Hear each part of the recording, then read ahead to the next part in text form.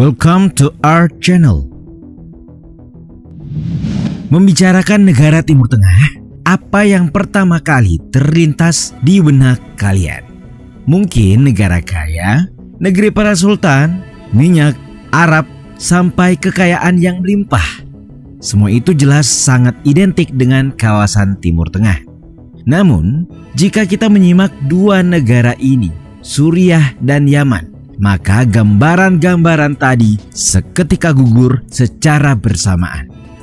Bagaimana tidak, sampai hari ini Suriah masih mengalami perang sipil yang telah berlangsung selama lebih dari 1 dekade. Perang sipil sudah menewaskan setengah juta penduduknya dan lebih dari setengah populasinya yang berjumlah 17,5 juta jiwa menjadi pengungsi. Perang sipil ini dimulai dengan tujuan menumbangkan rezim Bashar al-Assad.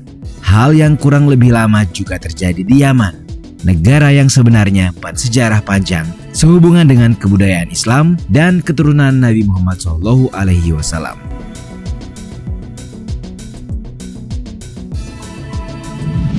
Nah, yang membuatnya menarik, selain Suriah dan Yaman, berbagai negara Timur Tengah hingga ke Afrika Utara pernah dilanda kejadian serupa.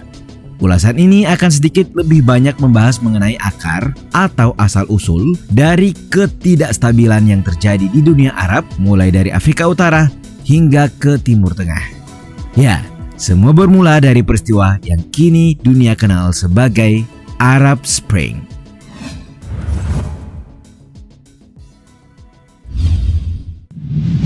Sebelum masuk dalam pembahasan mengenai Arab Spring, terlebih dahulu dipaparkan mengenai konteks sejarah Timur Tengah, tentu dalam kaitannya dengan Arab Spring.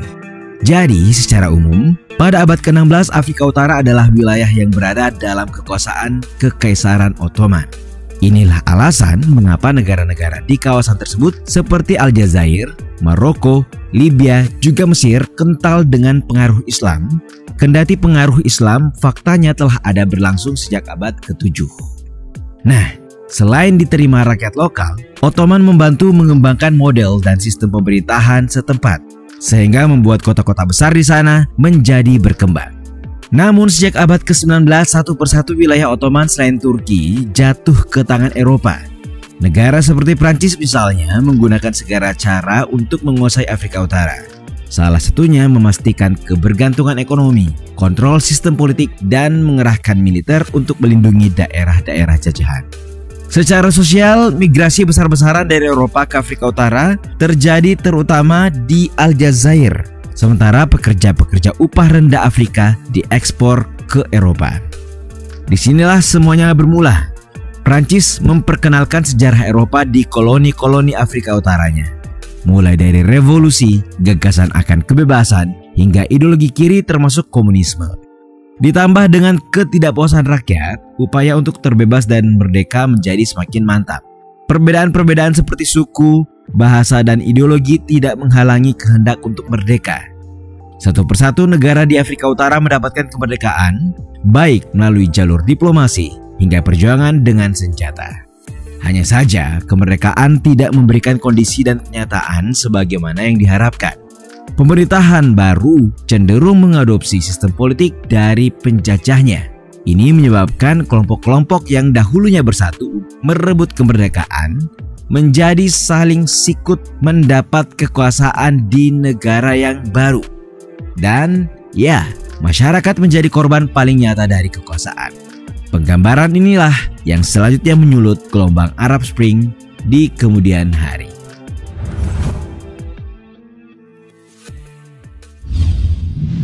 Umumnya, Arab Spring atau musim semi Arab adalah serangkaian pemberontakan pro-demokrasi yang terjadi di sejumlah negara mayoritas Muslim seperti Tunisia, Maroko, Suriah, Libya, Mesir, Bahrain, dan Yaman, serta negara lainnya di Timur Tengah. Peristiwa di negara-negara ini umumnya dimulai pada musim semi tahun 2011 yang mengarah pada penamaan peristiwa tersebut. Mengapa Arab Spring penting untuk dibahas? Alasannya sederhana, dampak politik dan sosial dari peristiwa ini tetap signifikan hingga kini. Seperti diketahui, Arab Spring bermula di Tunisia, negara Afrika Utara yang saat itu mengalami stagnasi ekonomi cukup parah. Melansir laman History, pada Desember 2010, seorang pedagang kaki lima Tunisia, Mohamed Bouazizi, membakar dirinya untuk memprotes perampasan sewenang-wenang kios sayurnya oleh polisi. Protes jalanan yang berlangsung di Tunis, ibu kota negara itu, akhirnya mendorong Presiden otoriter Zain El Abidin Ben Ali untuk turun dari jabatannya dan melarikan diri ke Arab Saudi. Diketahui ia telah memerintah negara dengan tangan besi selama lebih dari 20 tahun. Nah, tindakan pengorbanan Bouazizi tersebut selanjutnya menjadi katalisator untuk apa yang disebut revolusi melati di Tunisia. Peristiwa yang pada gilirannya berefek domino, terutama di negara-negara yang dipimpin oleh rezim otoritarianisme.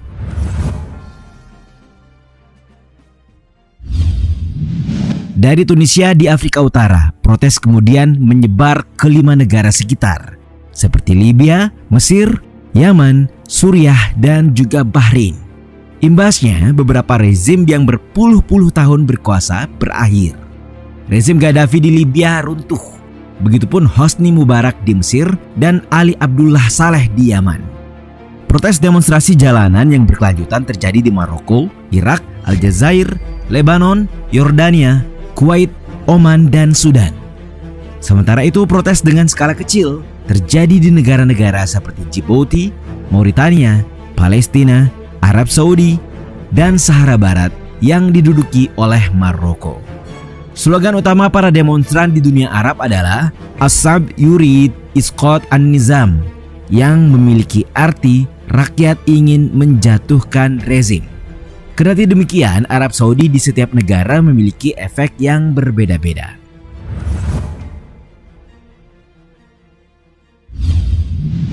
Apa yang membuatnya berbeda? Jawabannya, media sosial. Dalam tulisan Why Democracy Protests Do Not Diffuse menjelaskan pentingnya faktor eksternal versus faktor internal terhadap penyebaran isu dan keberhasilan protes. Media sosial memainkan peran yang signifikan, namun di sisi lain menjadi salah satu cara ampuh pemerintah dalam menghambat protes. Di banyak negara, pemerintah menutup situs-situs tertentu atau memblokir layanan internet seluruhnya, terutama pada saat-saat menjelang unjuk rasa besar-besaran. Pemerintah juga menuduh pembuat konten melakukan kejahatan yang tidak terkait atau menutup komunikasi di situs atau grup tertentu seperti Facebook. Dalam berita, media sosial telah digembar-gemborkan sebagai kekuatan pendorong di balik penyebaran cepat revolusi di seluruh dunia. Karena protes baru muncul sebagai tanggapan atas kisah sukses yang dibagikan dari yang telah terjadi di negara lain. Dan inilah mengapa Arab Spring di negara-negara Arab menghasilkan dampak yang jauh berbeda.